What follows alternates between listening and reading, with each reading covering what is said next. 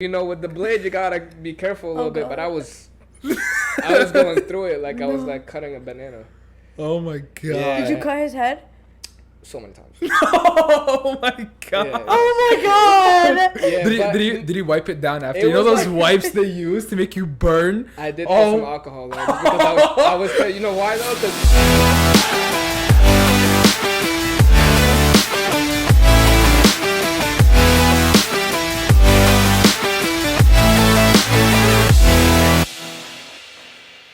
Alright. Welcome back to episode 2 of Unpredictable. Today we have a very special guest. Mark, what do you want me to call you? Mark Israel or Mark Roca? Israel. Israel? I don't go by that name anymore. Sounds good. Mark Israel. We're gonna be talking about business. He's been a businessman for as long as I can remember, and I think he's a very good Barber? very good what? Barber. Barber? I mean, yeah, he's a barber, but very good guest to have. Okay. Very good guest to have on the podcast. Okay. Welcome, Mark. Woo! Yeah. Thank you for having me. All right. So you want to speak a little bit about what you kind of do, so we can have a little bit of background? I'm a barber, as you just mentioned. Right.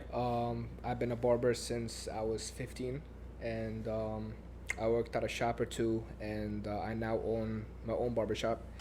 And I also, not a lot of people know this, but I also just purchased a real estate property. Dang. overseas, yeah, but it's not here. It's getting built right now in Egypt, and it's on the north coast, and it's getting built right now.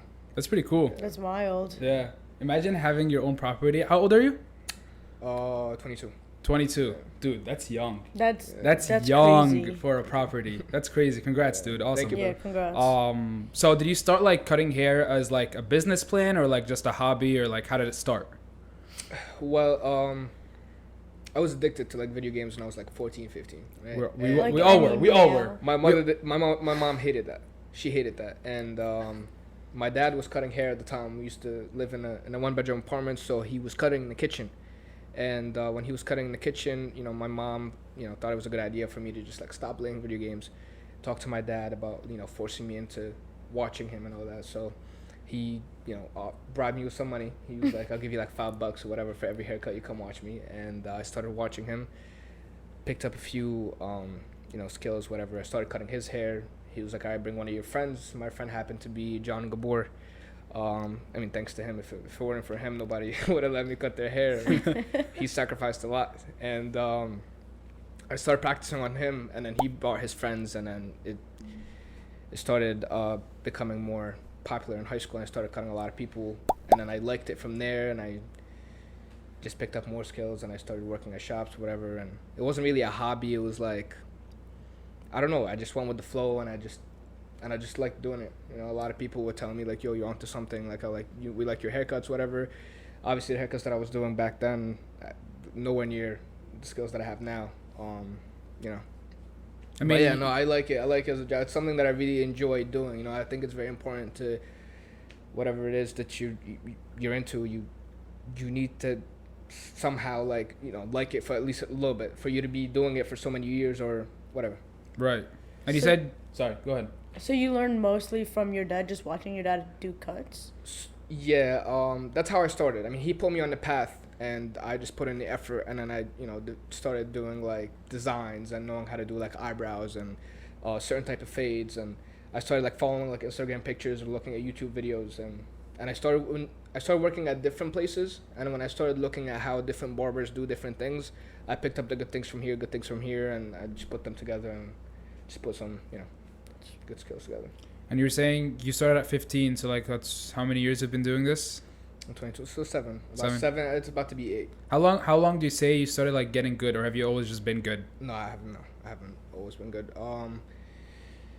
When I was working at my house, like from, I don't know, I think the first 2 years I wasn't as good, and then once I started working at, you know, different shops or whatever, and I started seeing how people cut different types of hair, because there's different textures, and everybody wants different things, or whether it's scissors or machine or fades or whatever.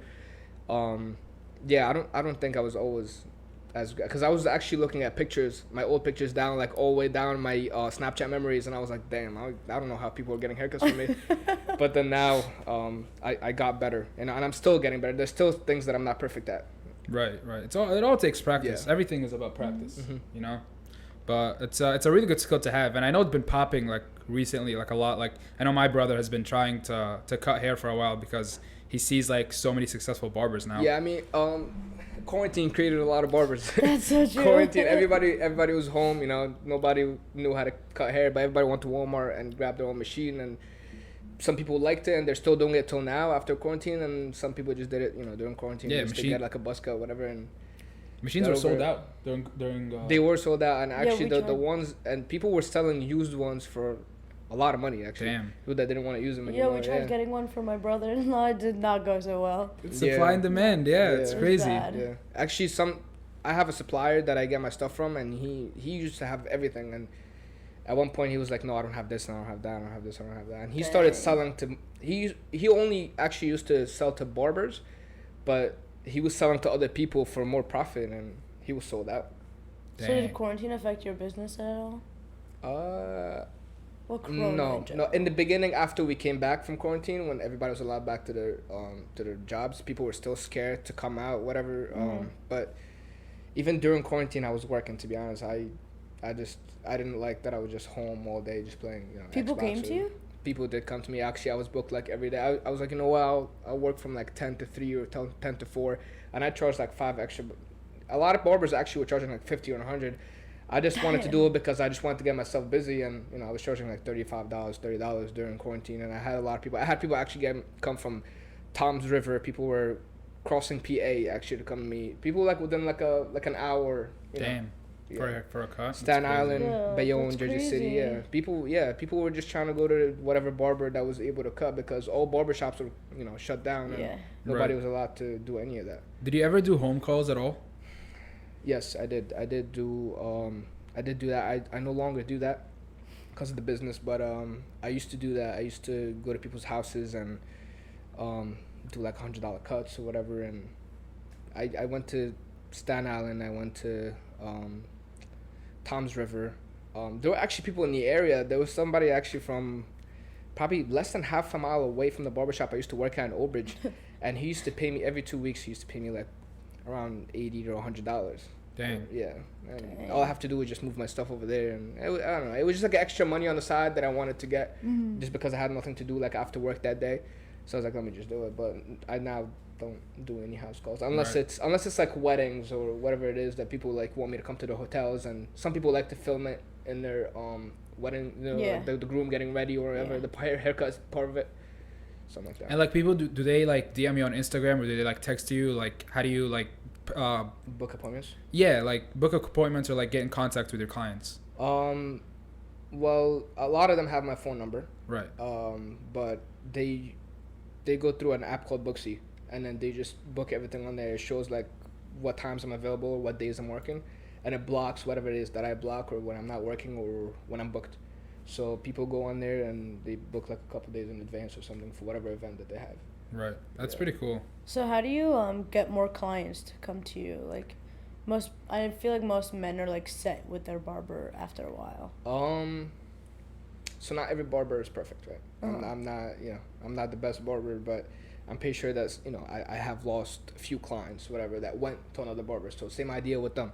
Not everybody is like 100% comfortable with their barber forever. Some people, you know, end up leaving for whatever reason, like their barber's not on time, or you know, they started slacking with their haircuts, or they're too far. Or people that moved, you know, there's a lot of people that move from the city or Staten Island, whatever it is up north, and then they move south in our area, and they're trying to look for for a barbershop, and then that's how I get new clients. But besides that, number one, you know, source of advertisement is word of mouth. So if you do a Right. good job, and you know, people like you, and you're on time, and you know.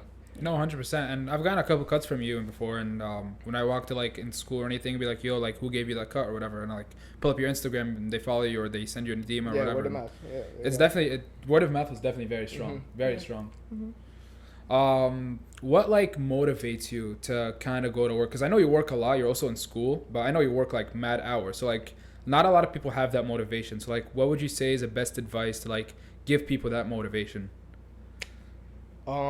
Is it like chasing money? Is it chasing a business? Is it chasing a name?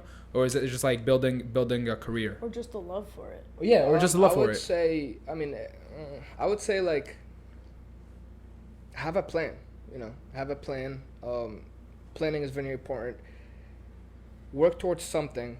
Execute it, and it doesn't like some barbers even, right? Because some barbers just like work because they want to get the cash in, they want to save it, and then move on to bigger things. Like, they're not in it for long term. You know what I'm saying? Some people just want to make money, get into real estate, and then get out of that job early. I have a plan. I know when I want to retire. I know what I want to accomplish in order for me to retire early. So that's what I do. I wake up. I have the same routine. I wake up. I go to school. Come back from school. Go to work. After work, I go to the gym. Go home. Repeat. That's just what I keep doing. And I do all these things at the same time because I just want to have multiple plans with multiple sources of income and, retire early or just live comfortably. Yeah. Later For sure. on. So it's whatever vision you have later on. That's what's gonna give you the motivation. Right. I want to get there one day. That's what I want to do. And everybody moves at a different pace in their life. For sure. Yeah. Since I brought up before, like a lot of barbers are trying to start up, was it difficult to try to start cutting hair? Like, was it hard to find people to kind of like practice on? Yes. Or was like, Yes. what would you say like to the person that's trying to start cutting hair? Like, what can they do to get better at it? Just find just one person that believes in you. Somebody Jonathan Gabor. Shout out to Jonathan Gabor. No, seriously, shout out to Jonathan Gabor. Everybody else that came after him. But it was difficult for me too because I was, I started late 14 years old or 15. Who really wanted to get a haircut from a 15-year-old? Right. I understood that, but John just happened to be, my friend at the time. Still friends, but he happened to be my neighbor. And I was like, John, like, let me just give you free cuts. Let me just practice on you. Like, this is something I've been wanting to do. And he was like, what, sure. And I used to, I could give a haircut now in like 20, 15, sometimes even 10 minutes if I have to. But John was like sitting there for 3 hours. Oh my God. John, Gee, for John one was sitting there cut. for 3 hours. For one cut. A 3 hour cut. Yeah, and I wish that haircut was like perfect, but it wasn't. Damn. But yeah, he just find a friend that that supports you and someone that's willing to sacrifice their hair and just practice and watch videos or whatever it is. But it takes patience. It takes patience and it takes time to develop those skills and to get where all these other barbers are at. So this is a random thought. Like, who cut your hair? So since I was born, my dad's been cutting Okay. my hair, but I recently just started cutting my own hair. Oh, dang. Yeah. Isn't that hard? It is, but like you said, I don't really like do much. I just do very little, and I just like to grow out my hair. I don't really care for it much. I feel like with the fade, you can kind of like do a three-way mirror, but like, how do you cut the top? So people that I used to work for used to do that. Actually, they have a mirror in the back. They hold another mirror, and they just hold the machine and just they fade them, and it comes out really good. Yeah, no, it comes out really good. I haven't personally done it to myself because I really can't. I don't want to risk it. I don't really do that. Right. But I just like do my sides or whatever. But my dad has been the one to always like cut my hair. If I want to trim it with scissors or whatever, he'll cut it. Yeah. So you own your own barbershop now? I do own my own barbershop. Yeah, actually, my dad is my partner. Oh, okay. My dad's my partner. Yeah. So how do you like working with your dad? It's good and bad. Working with him is a little tough, but it's more good than bad. I do spend a lot of time with him, which is something that I really like because since like we moved here, which was in like 2011, he's been working 2 jobs. At one point it was 3, and we weren't really like close to we spent a lot of time together. So now we work together. We joke around a lot. We're just like play next to each other the whole day. So Yeah, that's amazing. I like it, and we're helping each other succeed. It doesn't get better than that to succeed and spend time with family. So Right. You definitely I would guys say like it's more positive than negative. 100%, and like I feel like it develops a much closer connection for sure. It does. Just working as one team with my dad. You also mentioned that you owned another barbershop. Do you still have that barbershop or no longer? No, I didn't own it. My dad owned it at the time, but because of the language barrier, I was more involved into the management side of it, but he also had a partner, and it didn't go well, so they ended up closing it in 2018. It opened in it only lasted like 2 years, Right. but it did give me a lot of skills and management skills and a lot of Experience, experience for sure. that I use now into my own shop that I own with my dad. So you can definitely justify that you will not succeed until you fail, right? Oh no, failure is a must. 100%. Failure is a must. 100%. It's lessons. It's not really failure Right. or regrets. Mhm. Exactly. It's just straight lessons. There's Exactly. no really. You don't really learn without failing. Yeah, I mean that's just life, trial and failure. Yeah. And that's you just learn more when you fail. You have to fail. That's the thing. A lot of people don't want to start a business like that because they're so afraid of failure. Yeah. But like so many people say, like you will not succeed unless a business fails. Yeah. You know what I mean? And I mean, it doesn't have to necessarily like. yeah, 100%. But a lot of obstacles. When you open a business, sure. you don't know it for the first time. You don't know everything. I mean, till this day, it's my first business that I opened, and I still, there's some difficulties or whatever that I don't know everything about, and even the greatest athletes, they failed so many times. Like Michael Jordan not being accepted onto the team in high school, whatever it is, and then look at him now, the greatest athlete. Right. So. Yeah, for sure. Definitely takes a lot of motivation and a lot of focus. And a lot of sacrifice. A lot of sacrifices. Yeah. A lot of sacrifices. So how do you handle school with this business as well? So time management. Time management is everything. I don't have the greatest time management. I try my best. So I try when I make my schedule for school. I try to make it where it's not on the busiest days of my barbershop. So I try to have like early classes, and then once I finish my classes, I don't really spend time on campus. I just drive straight to work, and once I finish work, I go home, do whatever it is, and I go to the gym and then when I come back, I just do my schoolwork. So is gym like a priority to you? It is. I think there's two things that I just can't live without. It's just work and gym. If those two things, I become depressed. You've had a crazy transformation too. Like I know we're just talking about business, but like you've had a crazy transformation Thank too, you. right? Yeah. It's just about routine. I like to have a routine for myself. What was your transformation? Like skinny to muscular? Yeah, it was. I remember he was very like skinny. a stick right here. he was very skinny. I remember when he was. I was a when he stick too younger. before. Like I mean, I've kind of still am, but like I was a lot skinnier. I mean, I'm not the biggest guy, but I'm just. I know, I'm yeah, trying. yeah. I'm trying to. For I'm sure. trying to. For sure. I totally agree with that. I hated being skinny. I mean, I used to love being skinny, but then looking back now, I was like, I looked sick skinny. I hate it now. Wow, Yeah, must be I nice. was sick, skinny. Must be nice because I was always fat. As a little kid, I was always the fattest in my grade. You came a long way too. Yeah. You came did. a long way.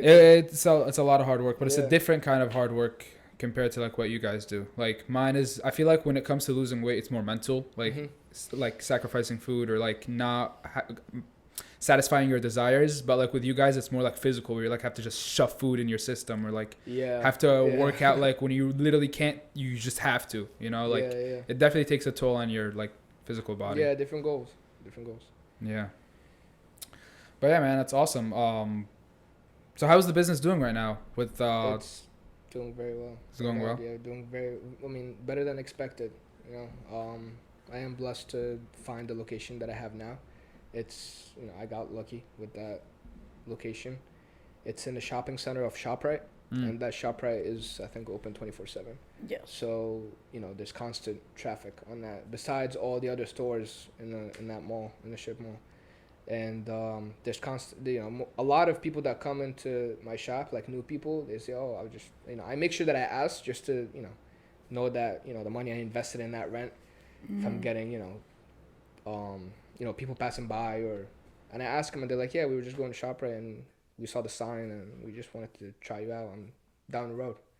So I'm like, I'm very thankful that I have that. Yeah. So, like, what's the difference between like working at your own barbershop versus working at someone else's barbershop? So, when you work at somebody else's barbershop, you get paid in commission. Some people rent their chairs, and some people do commission. So, if you were to go into the barbershop and get a haircut from me at a barbershop that I work at, say pay $10, I take, for example, 5. The owner takes 5, but then I get tipped. Let's say I get tipped $2, and I make 7. He makes 5. But if I'm an owner, like I explained, I get to keep everything that I do, and then I get to make money off of the chairs that I have in my shop. Yeah. So let's say I have like right now I could probably fit another 6 chairs besides my chair and my dad's chair. And once I fill those chairs, hopefully, God willing. Are you guys looking to fill those chairs? Yeah. I actually just today I hired somebody, and I'm trying. It's been 5 months. It's been 5 months, so I'm just trying to stay patient with it, and maybe I get lucky with a few good barbers. Yeah. And So once I fill those chairs, I make money off of those chairs because the walk-ins are gonna go into those people, and they're gonna build those clients, and I'm gonna just make money off of that. Those chairs are just an investment too. It's not just the money that I make off of cutting my own clients. Right. That's pretty sick. Yeah. Have you ever went out and like promoted your business, or do you kind of just wait and for people to find out about you? Like I'm talking about like right now. I know before, like in the beginning, you try to like tell people like, "Yo, I can give you a free cut. Maybe you can see how I do," and stuff like that. But like, I should, but I'm not. So I should be doing that. I should be advertising, whatever. Right now, the only advertisement I'm really doing is just Instagram. Right. And I'm trying to stay on top of it. And shout out to Social Vert. Social Vert, first episode, Brian Fahim. He's taking care of that. And I'm not. But I feel like I don't like to have that mentality, but that's the mentality I have right now, just because I got a lot going on. And the past 7 years has been my advertisement, really. Like, my name is really out there, and people just know, like, yeah, Mark the Barber. I have people come till this day. I have people coming from Jersey City, Bayonne, Staten Island, like I said before, Tom's River. I have people traveling to come to me, so. And you're saying, I'm booked almost every day, so I just don't. Really, right. I feel like I got a little comfortable, which I shouldn't have that mentality, but I'm just like getting, tired of everything that I have going on, and I don't really have the time to stay on top of my advertisement. And I'm just saying, I'm like okay with that right now because it's more like we said before, word of mouth. So I'm just really relying on that, and it's been working. So that's why I'm like a little laid back with it. Right. Would you ever hire a kind of an amateur barber and let them practice at your shop? Absolutely. I actually I have somebody right now that I'm training, and I'm only training him, and I'm investing my time into him because I actually see that he's dedicated, and he really wants to learn, and I'm helping him learn more. He comes and he does like kind of like a shadow, and he actually cut a few people before. I let him cut a few people just to like pick it up more, and I have that actually right now. I think it's better to have somebody that's starting out than get somebody that's established. And I know that sounds weird, but I have somebody that is gonna take the clients from my barbershop, and they're gonna build the barbershop with me rather than coming with their own clients and then like, yeah, those are just mine. I'm just gonna make money off of that. I don't really really need to take your people. Right now, I have extra people that I want other barbers to take that I can't take, and my dad can't take because we're booked. Yeah. So to me, it's better to have somebody that's free and someone that's new and really wants to learn, because that's what they get the juice out of. Like if somebody like is comfortable where they're at, or just doing it for the money, or they have bills to pay or got kids, they're just doing it because they want to. So they're gonna do it whenever they want, because those are the type of personalities that I've met in the barbers, in the barbers industry so far. So he wants to learn, and he wants to. So when you're hiring people for these chairs, like, what do you look for in them? Consistency. I don't want a barber that wants to come in 2 days a week, or wants to come in really late and not let me know, or one day they want to do good haircuts and one day they just want to rush people out. And consistency. People. That's what people actually look for. A barber that's on time. A barber that's never misses. If he needs to cancel, he'll let people know way in advance. Not like the day of, like, hey, like, I gotta take out today because I just can't come into work. Like, you gotta unless it's an emergency, but just consistency. Right. Commitment. Someone that's professional. Sure. There's a lot of people. There's a lot of.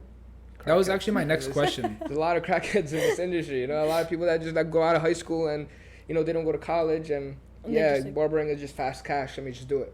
Right. No, I want somebody that has a love for it. Yeah. Right. I was just about to say, that was my next question. Does it take like social skills to be a barber? Because since you have to like talk to people all the time. Yeah, it does. I mean, I was actually a very weird social. I was antisocial. I was very weird. Yeah, at the beginning, like when I started working so I was like, what should I talk to this guy about? What should I? And sometimes my dad used to see me at the salon that we opened in East Brunswick, and that I told you we closed down in 2018. I used to cut hair, and for 30-40 minutes I'm just quiet, just focus on the hair. That's and, how I some feel people like, don't like that. Some people don't. I feel like my dad would be that's like, exactly yo, how I you're weird. Don't do that. I start Yeah, conversations all the time. when I go to like get my nails 100%. done or something, I want the nail tech to be talking to me because otherwise I'm just And sitting actually, there. they try to talk to me sometimes. They try to talk to me sometimes, and I just answer with one word. I was just I was a weird kid. But yeah, you need to have some sort of, or you kind of get better at it though. Right. As you go on, I got better at it. I started like talking to people. I became more of a people's person, and I started asking about random things, something small that I see, or I'd be like, hey, like, are you doing anything this summer? And then the conversation goes on from there.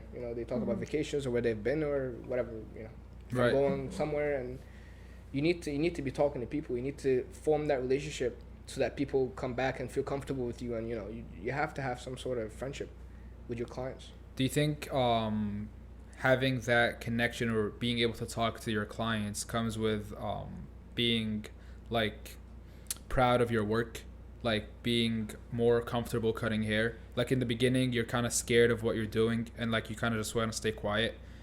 Like over time, you started getting more social because you started getting like cutting hair better. Like more confident. I became more confident as I got better. Right. And people would compliment, because that's how they made me feel confident, is that they started telling me like, hey, like, it's a really nice cut. That's exactly what I wanted. And once I hear those words, I feel very flattered. Relaxed a bit, yeah. Yeah. And, Feel very flattered. yeah. and I'm like, oh, thank you. Like, hey, where'd you go before? Which barber did you go before? Let me know who I'm better than. I'm just kidding. But yeah, no, I just, it built my confidence for sure when they started like complimenting me and stuff. Yeah. Dang. Yeah. Have you ever had like a really bad client, or like someone that was like, oh, I hate this, or like sort of like talking negatively during the cut or something? Like just a bad experience? I mean, everything you kind of get a bad experience. Yeah, but like, I was just like been, wondering if you have rude to something or specific. anything? Yeah. No, nobody was rude to me. There was one time. Maybe I kind of like messed up in a haircut before. Right. It wasn't a haircut. The guy was bald, first of all.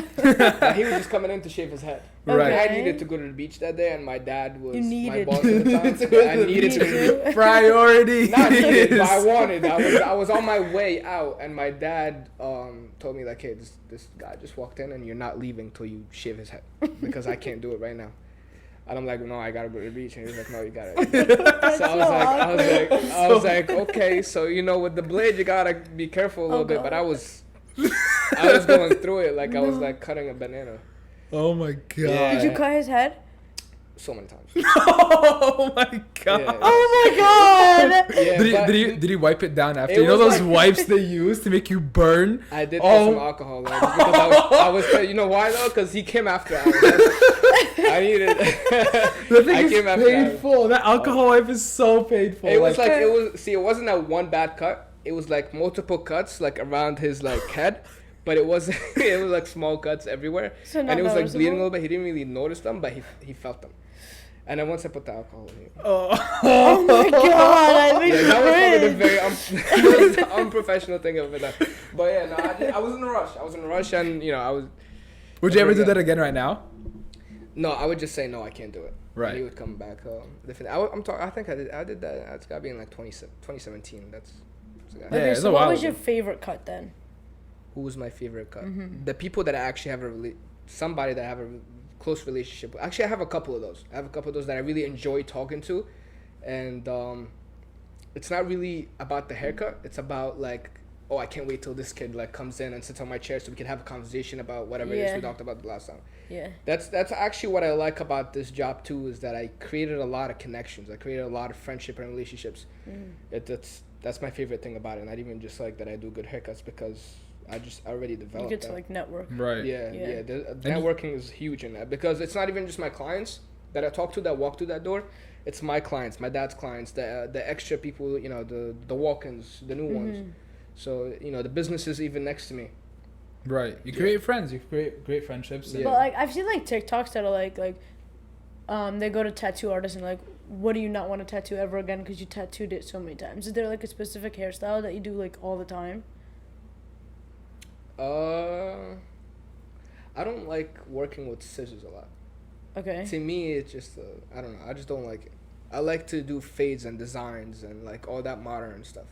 I feel like But that's your specialty most too, people, right? Yeah, most people, you know, when they come in and they want to trim their curls or they want to trim their hair or if they, the one thing that I really don't like doing is somebody coming with like long hair like hanging down, and they're like, "Yo, trim my hair," because then I gotta section it and I gotta do. So it just takes a long time and it's just boring. To me, it's boring. It's not that I don't like doing it because it's boring. Yeah. Right. I'd rather be doing fades and Doing something fun. designs and shape ups and all that. That's Right. to me that's more fun. Yeah. That's where I see my skills coming out. But I don't like because at the end of the day, what somebody's gonna trim their hair, it looks shorter. That's it. But Yeah. if you do a nice fade, people be like, "Yo, that's a clean skin fade or whatever." I Yeah. mean, people trim their hair to make it more healthy though. Like Yeah, no, it's obviously a must in some haircuts. So I just Yeah. don't. I you don't like just it. wouldn't do It's it, boring. Yeah. I don't like doing it. Yeah. I feel like every artist or barber has Has their their own own, like like- preference or Yeah. specialty. There are Their people that I've niche. worked with too that actually didn't like doing that either. They like I mean- they like to just do fades and Yeah, I feel like Have you most ever- barbers wouldn't want to, but like hairstylists, like Yeah. Yeah. girls. Have you ever been a barber that doesn't like fades, or like every barber Have I should ever like met? fades? Yeah. No, if you're a barber, you need to know how to listen. That's all It's people like do. everything, Yeah. yeah. That's actually the main part of the haircut. the cut. I agree with that. And I Like, feel if like it's the fade- hardest part. Yeah, there's a lot of steps to it. There's a lot Yeah. of steps to it, and it takes time, and you have to be very like. If the precise. fade is off, it's just like it doesn't look It right doesn't at look all. right, yeah. Yeah. 100%. Yeah. Mhm. And it has to be symmetrical. Like if they're both, being symmetrical is also a skill for What do sure. you mean? You also have to make sure, getting like, both this sides side are is the this same, like yeah. exactly like this side takes some practice. Because yeah, someone could do a nice fade, but like it could start here and then like the other one could start right here. Yeah, Like bro, it doesn't look it doesn't look right. You know what I mean? I never thought about that. I guess as a girl, but like that's interesting. Yeah. Yeah. No, guys really notice that. I have people that I cut, and then they get up and they look in the mirror and they're like just like doing this for like 15 minutes. Like, come on, dude. Yeah, it's good. I just walk out. Yeah. That's funny. I feel like people get scared to tell their barber something is bad. Have you ever felt like got a vibe from someone that didn't like the cut and just kind of like Yeah, said and that's thanks where and- you need to make them feel comfortable though. Right, Like, hey, don't worry about it. I'll go over again. right. And I'm not perfect, you know. I'm not the most perfect barber. I do make mistakes, you know. Like, even if I'm lining up a beard and maybe one side's a little higher than the other, and I don't see it, and then they get up and they look closer. Hey, no, can you bring this side down? Yeah, I'll do it. I'll do it. Right. And even if I do it and there's still like another part that needs to get done, I'll be like, yeah, I did it. If there's anything else you want me to do, I'll do it. Don't worry about it. Yeah, I'll like take you my have time patience with with you. them. Yeah. Yeah, you have to have patience and you have to make them feel comfortable. You know, Yeah. how else are they gonna come back and, you know, get what they want? Yeah. Right. I mean, they are paying for it, so. Yeah, 100%. Yeah, absolutely. Yeah. And some people come back and they actually warn me. They'll be like, "Hey, like, just make sure, like, because last time, blah blah blah." You know, like, Yeah. and I accept that. I have to accept that. I can't be like, You don't get offended. Yeah. I Yeah, can't it's be like, professional. "Yo, why is he telling me I go to somebody else?" Yeah. Right, Some barbers right. do take offense to that. Right. And I feel like that's more like just An personal. egotistical problem. Exactly. Yeah, no, you have to. 100%. You have to embrace your Mistakes. Mistake. Mistakes. And like not everything. Okay, so like if I was a barber, for example, and from my perspective I can't see something, and then from their perspective they see it, and they just tell me their perspective, I wouldn't mind. No, I But agree. then if someone tells me something and they're like rude about it, like I don't know. No, don't that's know why how I'm I switching feel. my eyebrow lady. It's unprofessional. She messed It's up very and she unprofessional. didn't agree with me, and I was like, all right, well, I'm not coming back here then. I gotta find a new Exactly, eyebrow yeah. lady. There She you didn't go. agree with you? She said no, it's good. She's like a foreign Indian, like she's like, no, it's good, it's good, it's good. I'm like, no, it's So not. she just pushed you out the door. Pretty much. Dang. Yeah, no, in the service industry especially, you need to have patience, you need to be professional. If somebody doesn't like something, you know, certain way, you need to, even like a tattoo artist. Like when I was getting my tattoo, I was like, yo, like this lettering is not like the sentence like above it. And he was like, don't worry about it, just wait till it heals and then I'll go over it again for free. Like, in a week or two after it heals. I'm like, Yeah. all right, good. You know, like that's how it should be. Yeah. 100%. Nobody agree. should be getting offended. With my tattoo, they removed my stencil 4 times. 4 times. My arm was already red before we even started tattooing. Yeah. Like they had to align They my had- stencil so many times. You 'cause I have was to like, accept it before they do it. exactly, Yeah, and yeah. they were like, they didn't mind. I was telling them like, oh, it's a little crooked here, it's a little crooked there, and they're like, oh, like I We'll see it fix right it. now, like that you mentioned it, I see it, so we'll remove it and then put it on. Mhm. I had to wait until like it dries and they put it on.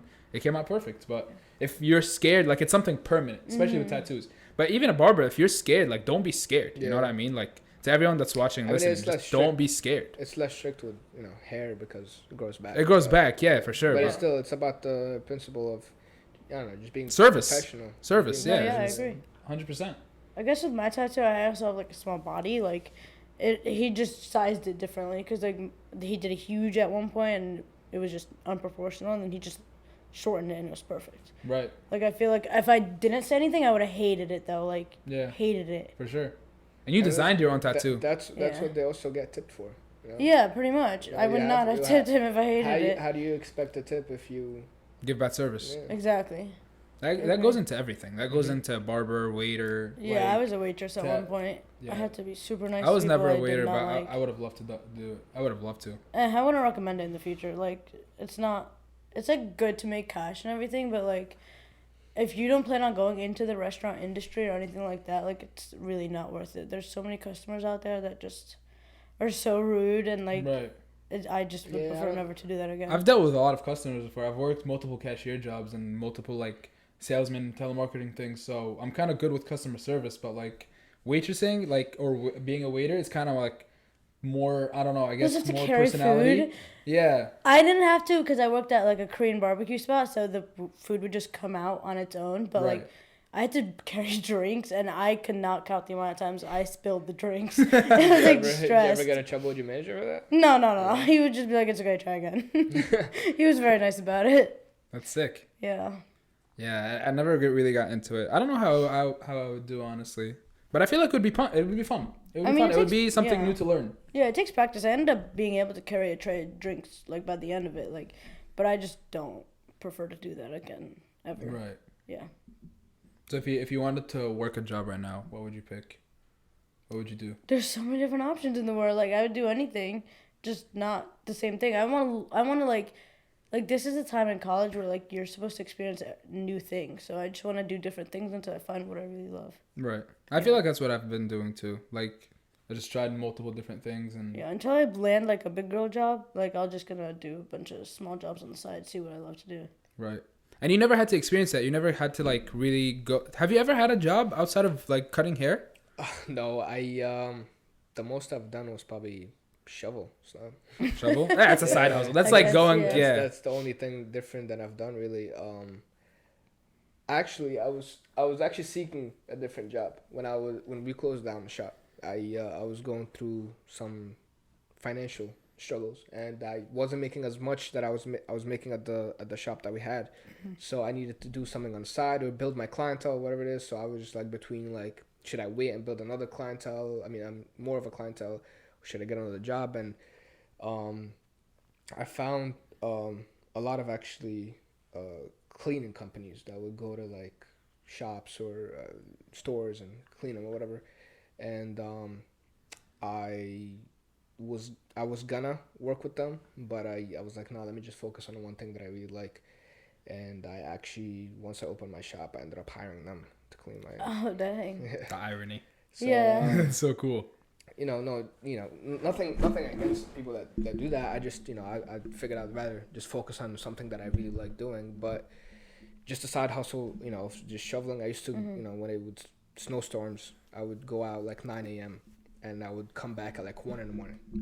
The whole time on the street, just like shoveling snow. I'll make like, I don't know, $700 to $1,000 in cash and just try to save up. I knew what I wanted to accomplish since I was 15. Once I started working and I started liking this, whatever. Yeah, I want to work at shops. Well, eventually I want to, own my own or get into real estate. I knew I always wanted to get into real estate. The question was like, do I want to become a real estate agent? Do I want to invest into real estate property? And I ended up just investing into real estate property because I didn't have the time to go and study and be a real. I didn't want to do a part time. No, I just want to focus on whatever it is that I really like doing. and then it ended up working out. So how'd you end up finding this spot in Egypt? So my dad, I've been talking about it. He was like, yo, like if you have extra money, like why don't you just invest it over there? And I was like, no, I'll just invest it here. So I thought about it, and I was like, well, real estate in Egypt is way better than here, to be honest, when it comes to like, paying taxes and maintenance and everything. So they're building a new city in the North Coast. It's an hour west of Alexandria. It's called the Alamein.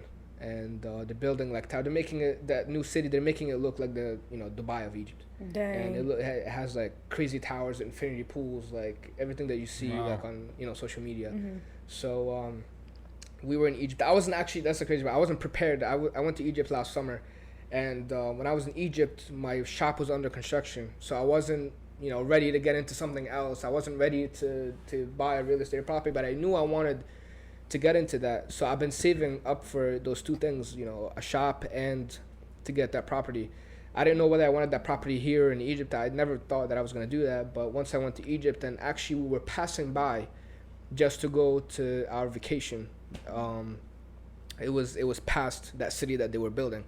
And my dad was like, why don't you take a look over there? Like we could just like go, you and I, and go in the office and talk to them about the apartments. And I go in there, and they show me, they have the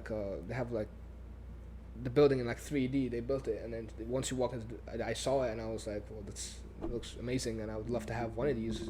It's not really a house, it's a condo, right? But it's like a 3-bedroom apartment almost on